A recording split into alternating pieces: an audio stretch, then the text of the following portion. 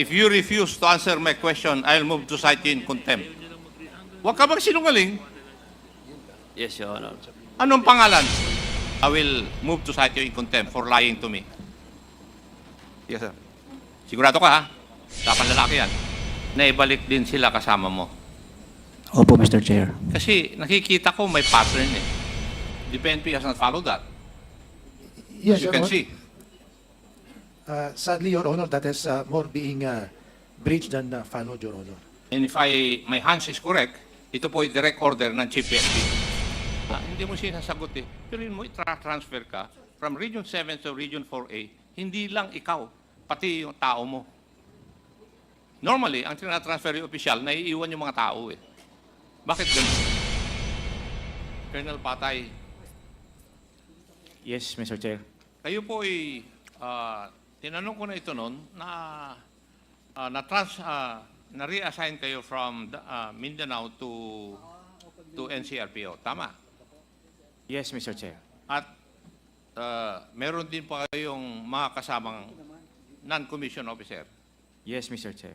Sa lahat po ba ng assignment mo, nung napunta ka rito sa NCR, kasama mo yung mga tao mo? Sa Station 6, Mr. Chair, kasama ko, pero nung paglipat na, hindi na po. Paglipat saan? Sa Region 4A at saka sa Region 3, Mr. Chair. Sa Region 4A as CIDG Chief. Yes, Mr. Hindi Chair. mo na dala yung tao mo. Hindi na lahat, Mr. Saan Chair. mo sila iniwan? After Station 6, Mr. Chair, they were assigned to different units. Hindi sa CIDG? Not, Mr. Chair. Hindi sa CIDG? After, Mr. Chair, may nakasama ko sa CIDG sa Region 3. Yung iba po, Mr. Chair, sa PSPG at saka sa Maritime po. So, nakasama mo yung iba na galing sa Mindanao sa Region 3 CIDG. Yes, Kasi Mr. Chair. malalaman ko rin yun dahil... Yes, Mr. Chair. Huwag ka magsisinungaling. No, Mr. Chair. Yes. Malalaman ko rin yun eh. Alam ko kung paano. Yes, Mr. Chair. Yes. Captain Albotra, sinabi mo rin kanina, matransfer ka from Region 7 to Region 4A, may kasama kang mga non-commissioned officer. Yes, Mr. Chair. Naibalik din sila kasama mo. Opo, Mr. Chair. Kasi nakikita ko may pattern eh. May pattern. Na yung mga may mission, ay talagang by team sila o grupo na pinatransfer. Now, may I ask Napolcom, if you transfer personnel from one region to another, what is the policy? Your Honor, they're not supposed to bring their personnel in their former assignments. The officers to be assigned in the new station are supposed to lead and adapt to the new working environment. That is not supposed to be the case. We realize that even when they will be transferred, they would be intending to do something about it. That's why they're bringing in their people. Yeah, and if ever there's going to be a transfer, there's a protocol to be followed. The losing unit commander would agree to it, and the receiving unit commander would accept them. Hindi po ba tama yun? Yes, Your Honor. Considering that there are also officers who have a career, who have been staying in that particular station for quite a time, that is also due to be promoted. And if they would be overtaken by an assignment coming from elsewhere, that would be an issue to contend with. It is not at all a practice we are tolerating, Your Honor. But the PNP has not followed that, Yes, as you Your can Honor. see. Sadly, Your Honor, that is more being breached than followed, Your Honor. And if my hunch is correct, ito po ay direct order ng Chief PNP for the issuance of orders. May tawag po sila ron eh. Hindi po ba? Nangyayari. From Mindanao to NCRPO, from Region 7 to Region 4A. Yes, Kasi meron silang purpose. Yes, sir. Can you not see the pattern? they have been violating our rules and regulations kasi meron silang ipinapagawa sa mga opisyal at sa NCO na ito. You can see the pattern. Yes, Your Honor, and that could only happen from a higher echelon of authority. It cannot be done at the lower echelon. Kaya nga sabi ko, it's from the Chief PNP. Orderan lang niya yung DPRM eh. Nangyayari naman talaga yun. To issue orders. Hindi ba? Yes, Your Honor, that's very Yes. Now, ito wala pa akong kwan eh, kaya hindi ako nagtatanong masyado sa iyo, Captain Albotra, dahil kwan. Pero I can see na sa iyong mga assignments from 2018 to 2024, saan assignment ka pinakamatagal na nag-stay?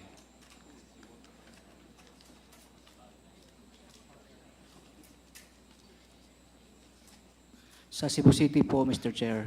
Ilang taong ka ron?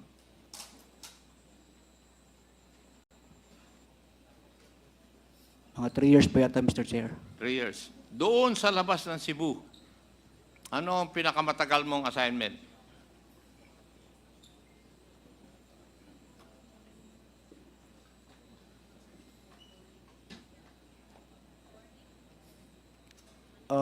After po ba ng Cebu City, Mr. Chair? Nga, doon sa labas ng Cebu. Ang laki ng Pilipinas eh. Ang sabi ko lang, outside of Region 7, saan ka pinakamatagal na na-assign? Mr. Chair, sa Pro 8 po yata, Mr. Chair. Pro 8. Yes, Mr. Chair. Gano'ng katagal doon? Mr. Chair, 1 year po yata, Mr. Chair. 1 Ha? year. 1 year po, Mr. Chair, more or 1 year. less. So, ang pinakamaiksi mo dito sa Region 4A when you were assigned sa Calamba Police Station? Yes, Mr. Chair. Yes. Kasi nakapagtataka yun, iho eh. Itra-transfer ka sa isang lugar, hindi ka mag-isa. May kasama ka na tao mo, I presume. Di ba? Yes, sir. Yun naman po. Yes, tao sir. mo yun. Are you going to tell me it's not true? It's true, Mr. Chair. Yes. O naman. I will find that out kung sabihin mong hindi true. Kasi transfer ka.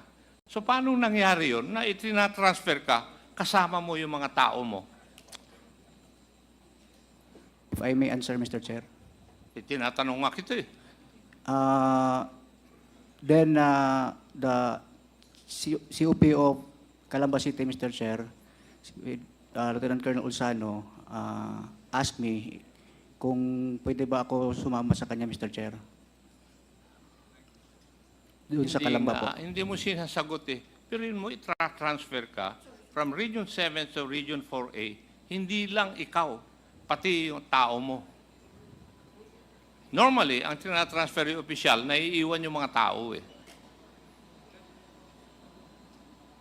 Bakit ganun?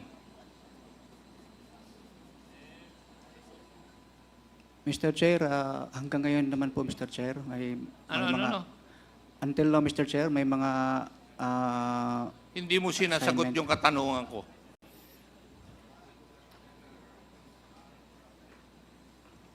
pardon, Mr. Chair. Ang katanong ko sa iyo, bakit ikaw, di ba normally ang opisyal, pag tinatransfer from one position to another, especially outside the region, mag-isa lang siya. Maliban lang kung may gagawin sa lugar na yon. Or mayroong rason kung bakit kailangan niya, yung tao niya, nakasama niya. Yes po, Mr. Chair. Ha? May rason po, Mr. Chair. May rason. Yes, Mr. Chair. Ano kaya yung rason na yon? Bakit sinamahan ka ng 2 tao mo?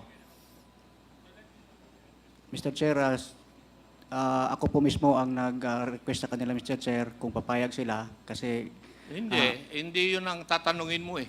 Ang tatanungin mo yung commander mo kung papayag na mawalan siya ng 2 tao. Kasi normally, ang kwan doon is pag nawalan ng PNCO yung isang unit, May kapalit dapat.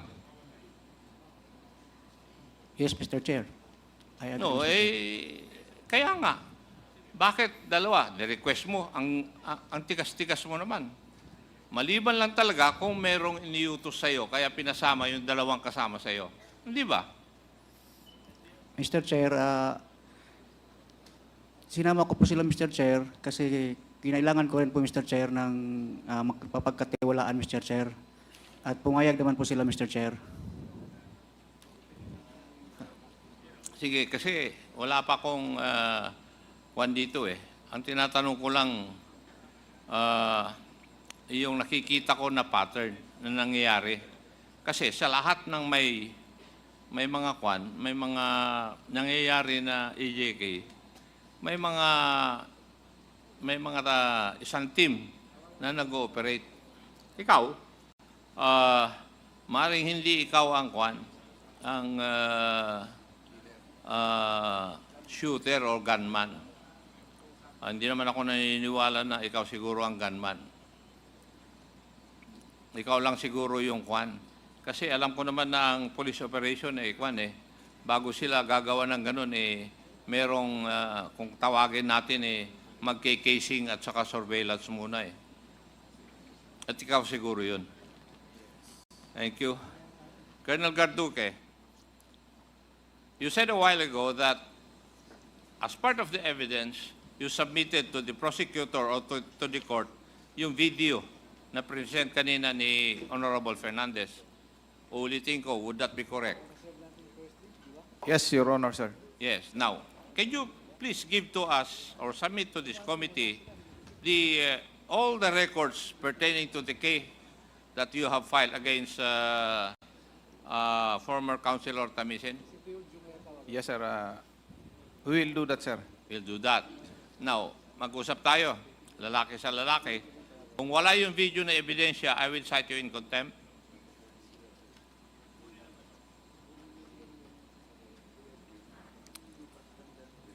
O bakit matagalan ka mag-isip? Yes, sir. Yes, sir. If the video is not submitted as official evidence of the case that you filed against former Councilor Tamisin, I will move to cite you in contempt for lying to me. Yes, sir. Sigurado ka ha? Usapan lalaki yan.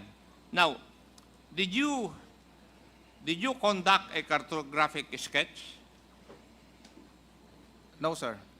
O bakit may sketch na pinapakita si Honorable Fernandez kanina?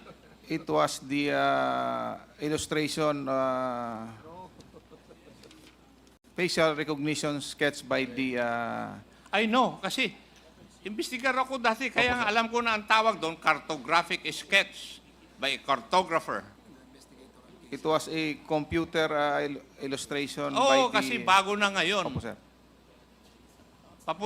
Parating pa lang yung equipment na yon nung ako ang chief ng CIS. Yes, At ang mga sample ng mga ilong, mga mata, mga bunganga, ay galing po doon sa Bureau of Correction. Alam ko yun, iho. Kaya ito, cartographic sketch, hindi na yung cartographer ang gumagawa. Opo, sir. Kuwan na ito, computer na. Sasabihin lang kung anong klaseng kilay, anong klaseng mata, at saka anong klaseng bibig. Di ba? Tama po, sir. Oo. Ano naman, no? So, kung sino yung witness ninyo na nagbigay nito, nag-describe sa suspect, I could not remember... natin sa court. pagkikita, Opo, sir. masasabi mo na siguro sa akin. Yes, sir.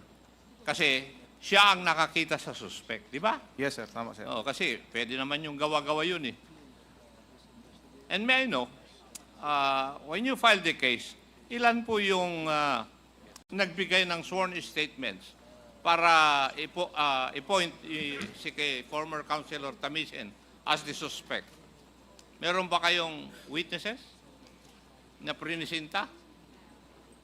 Meron, sir, kaya lang hindi ko pa masiguro kung ilan yun, sir. I will also check our data, sir, doon sa... Kasama ka sa SITG. Kung ako ang opisyal mo, paano kita promote sa full kernel kung hindi mo alam yung trabaho mo?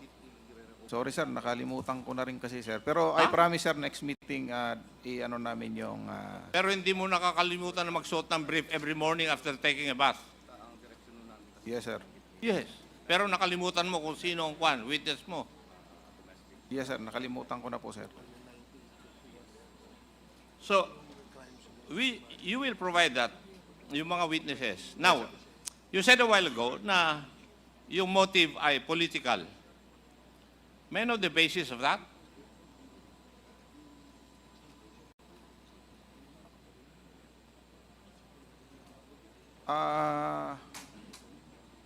Actually sir, the one of the respondent is kalaban niya dati sa politika. That is why Sino? Sino? Pakiulit. yung respondent doon sa kaso sir, si Mr. Sir Tamisen, is nakalaban niya sa doon sa Los Baños sir. Anong ibig mong sabihin sa nakalaban? They naglaban sila sir to the position of mayor. Position of mayor? Yes sir. Nagkalaban sila. So si former Councilor Tamisin tumakbo na mayor laban kay Mayor Cesar Perez. Yes sir. Correct? Would that be correct? Yes, Your Honor. Apat po kami. Yapan. So, bakit po siya ang sinentro nyo kung apat sila magkalaban? Anong ginawa nyo sa tatlo?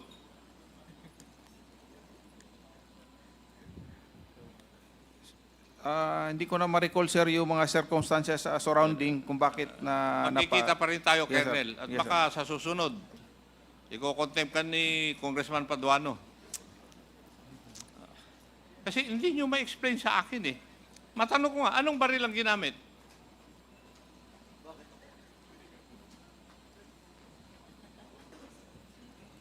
Hindi ko na rin matandaan sir. Nasa report namin sir doon sa sinubmit namin sa piskalya sir. Do you know the answer, former councilor? Yes, Your Honor. I saw the report of the SOCO. It's 5.56 millimeter. Hindi. Anong klaseng baril? M16, Your Honor. M16. Hindi mo alam, matandaan? Colonel Garduque. Sorry sir, honestly hindi ko na matandaan lahat sir. Yung Kasi, para bang, number one, haphazard ang investigasyon nyo. Number two, hindi mo sineryoso yung pag-iimbestiga. Di ba? Being the chief of police. And that was your main responsibility then. Tama? Ano? Yes sir. Now, si Andulan, Yes, Your Honor.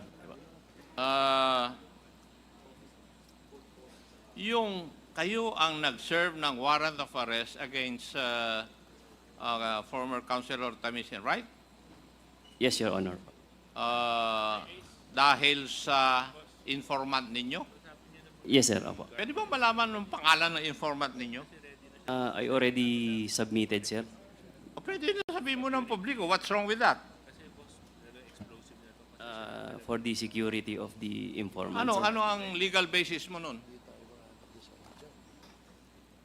Is he an official informant of the Philippine National Police such that you are not allowed to disclose the names of such?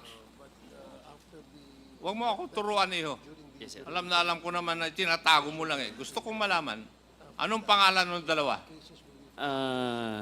Alias Mike and Benny, Bakit sir. naniniwala ka sa isang alias? Huwag ka magsinungaling. Yes, Your Honor. Anong pangalan? If you refuse to answer my question, I'll move to cite you in contempt.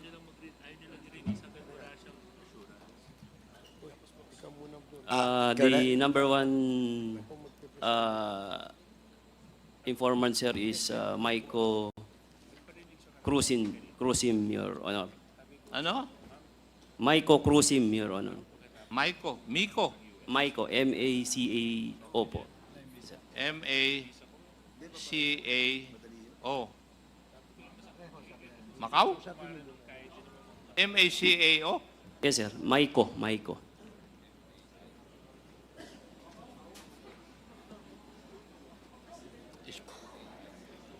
Spellingin mo nga yung mic ko. Mike, Alpha, India, Charlie, Oscar po, sir.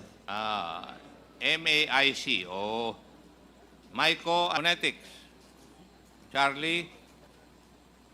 Charlie,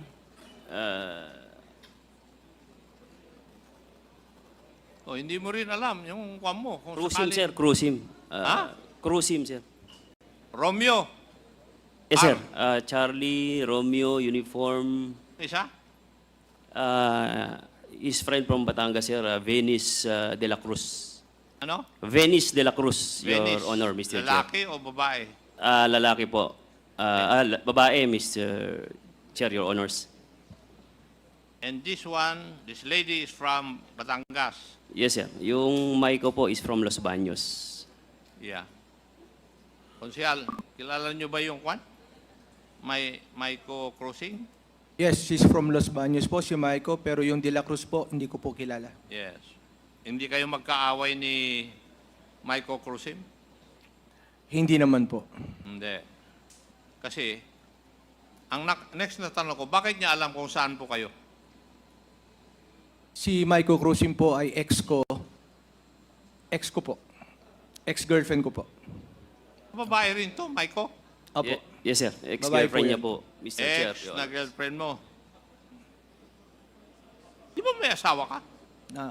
Wala na po. Nag-asawa na po ang asawa ko sa US po. Naghiwalay kayo. So, dalawang babae ang informante mo. Hindi ko maintindihan bakit tinanong ka kanina, hindi mo sinagot. Di ba? Yes, sir. O dahil ayaw mo sabihin dahil dalawang babae pala. No, Mr. Chair. No. I will submit naman po. Now, next na tanong, yung tinanong din nila, kasi ang warrant of arrest is addressed to all law enforcers, tama? Yes, Your Honor, Mr. Chair. Ngayon, alam mo, anyos. Yes, Your Honor, Mr. Chair. Oh. Did you ever talk with the, or coordinate with the CIDG of the province of Laguna? Through phone call, Lieutenant Colonel Sobrepeña, I talked to him through phone call, sir, that, yun po, sir. Kasi, ang pinagtataka ko, Iho, yung isang informant mo from Los Baños, pumunta pa sa Batangas para sabihin sa iyo kung nasaan si Konsehal. Bakit hindi siya pumunta doon sa CIDG ng Laguna? Bakit Sir- kaya? Sir, the first informant, sir, went to Batangas kasi kaibigan niya po si Venice, sir. Both of them are So singer. what's the logic behind that? Magkaibigan sila. Pero bakit sa iyo pa rin pumunta? Hindi doon sa Kwan. CIDG ng Laguna. Sir, yung isang tao ko po kasi, under the name of Pems Brosoto, sir, Apolinario Brosoto, kakilala niya po itong si Venice. Ngayon, sir, si Maiko, he went to Los Baños to Batangas para in-confess doon po sa kaibigan niya si Venice, so also a singer. And then, ayun po, sir, Pems Brosoto came up to me and sabi, sir, may info po, na yung location, whereabouts ni Mr. Norbin Tamisin. So, ayun po, sir, sabi ko naman, ay conduct validation kung totoo nga na may warrant po si Mr. Tamisin, Your Honor, Mr. Chair. Okay, normally kasi hindi ko alam ngayon. Dati-rati, kino-coordinate doon sa CIDG na having jurisdiction of the incident. Now, Councilor Tamisin, magkaaway ba kayo ng girlfriend mo? Did you separate peacefully? No, Your Honor. No. Nag-away kayo? Hindi rin po, Your Honor. So, okay lang yung pag-iwalay nyo? Siya naman po nakipaghiwalay. Hindi, At siya'y kasi mag-abroad. Nagtataka ako, bakit siya pumunta doon sa Batangas, nagsabi siya sa kanyang mga kaibigan na alam niya kung nasaan ka at wanted ka. Kasi po may inilabas na reward yung mga taong gustong mahuli ako. Hindi ko lang alam kung yun po ang isa sa motibo. Like for example, so, may reward para mahuli ka? Would that be true? Hindi ko po alam yung sa reward, Your Honor. Pero sa balita po, sir, nabalitaan ko po na meron daw po, sir. Hindi mo alam pero nabalitaan mo. How is that? Nung nabalitaan mo, di alam mo na? Di, sir, during the arrest po, sir, hindi ko po alam na may reward. But when we reviewed yung sa news nga, sir, Oh, sino na ngayon na nabalitaan mo na nag-offer ng reward? Di ba? Sabi mo, sagot mo sa akin, nabalitaan mo na may Yes, sir. reward. Tama? Ano Yes, sir. ang nabalitaan mo kung sino ang nag-offer ng reward? I think the LGU, sir, and yung family niya po, sir. LGU and the family. Yes, Your Honor, Mr. Chair. Your Honor, tama naman po yung family. At the same time, the Sangguniang Bayan passed an ordinance allotting at least 500,000, if I may not mistaken, but they forgot the Colatilia. Because they were rejoicing when I was apprehended, they forgot that the Colatilia stated, if after po magkaroon ng desisyon na ako'y guilty. Kaya they were very happy when I was apprehended, but naging malungkot sila nung makuha yung kopya ng ordinansa na may Colatilia pala na dapat may desisyon na ako po ay guilty. Kaya hindi po niya nakuha yung sa LGU. Thank you, Mr. Chair. I will ask my other questions when the other officers are present in the next hearing. Marami pong salamat.